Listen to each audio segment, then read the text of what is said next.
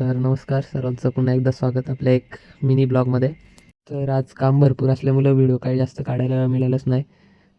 पोरं ऑलरेडी गोडाऊनला येऊन थांबलेली आणि सामान पण सर्व जे पाहिजे ते बाहेर काढलेलं, त्यामुळं जास्त काय आम्ही टाईम घेतलाच नाही. कारण थोडंसं जरा लेटच झालं आज पण, त्यामुळे लगेच सामान वगैरे गाडीत टाकलं.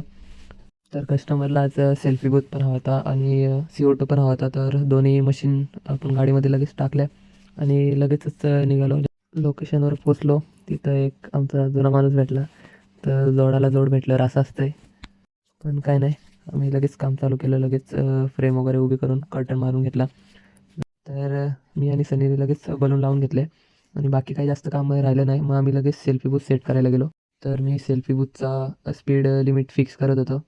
तेवढ्यात मशीन पण चालू झाली. सनी पण आला. सनी उभा राहिला. सनी लगेच पोज दिली. सनी उभा राहिला म्हणून स्वप्नील बोलतो मला पण व्हिडिओ काढायचे. मग स्वप्नीलला पण उभा केला. स्वप्नील पण लगेच पोज द्यायला लागला. खुर्ची ठेवली बाजूला न उचलून घेतला नवरदेवासारखा. छोट्या मुलांनी पण खूप मजा घेतली सेल्फीची. सारखे हात लावायला बघत आहे, पण मी काही त्यांना हात काही लावून दिला नाही. कोण बोलेले इव्हेंटवाले आहेत असं वाटतंय, कुठल्या कॉर्पोरेट इव्हेंटच्या मीटिंगला बसलेत. नंतर समजलं एंट्री करायची, त्यामुळे लगेच मी CO2 लावला. क्लायंटची एंट्री पण लगेचच झाली. त्यामुळे आता डायरेक्ट फायनल व्हिडिओ टाकतो मी. व्हिडिओ आवडली तर शेअर करा, लाईक करा आणि फॉलो पण करा. I never knew you were the someone waiting for me.